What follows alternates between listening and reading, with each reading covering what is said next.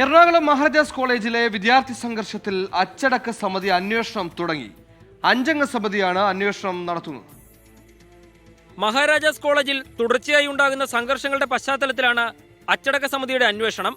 College council യോഗമാണ് സമിതിയെ നിശ്ചയിച്ചത്. SFI യൂണിറ്റ് സെക്രട്ടറിക്ക് കത്തിക്കുത്തേറ്റ സംഭവത്തോടെയാണ് അടിയന്തര നീക്കം. 5 അംഗ സമിതിയുടെ അന്വേഷണ റിപ്പോർട്ട് ഉന്നത വിദ്യാഭ്യാസ മന്ത്രിക്കുൾപ്പെടെ സമർപ്പിക്കും.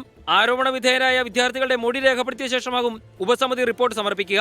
സംഘർഷത്തെ തുടർന്ന് അനിശ്ചിതകാലത്തേക്ക് അടച്ച കോളേജ് വീണ്ടും തുറന്ന ശേഷമാകും മൊഴിയെടുക്കൽ. ഉപസമിതിയുടെ റിപ്പോർട്ടിന്റെ അടിസ്ഥാനത്തിൽ കോളേജിൽ കൂടുതൽ നിയന്ത്രണങ്ങൾ വന്നേക്കും. വിദ്യാർത്ഥികൾക്കെതിരെ കടുത്ത അച്ചടക്ക നടപടി സ്വീകരിക്കാനും സാധ്യതയുണ്ട്. കോളേജിനകത്ത് വെച്ച് അധ്യാപകൻ മർദ്ദനത്തിനിരയായതും ഉപസമിതി അന്വേഷിക്കുന്നുണ്ട്. S. ശ്യാംകുമാർ, 24, കൊച്ചി.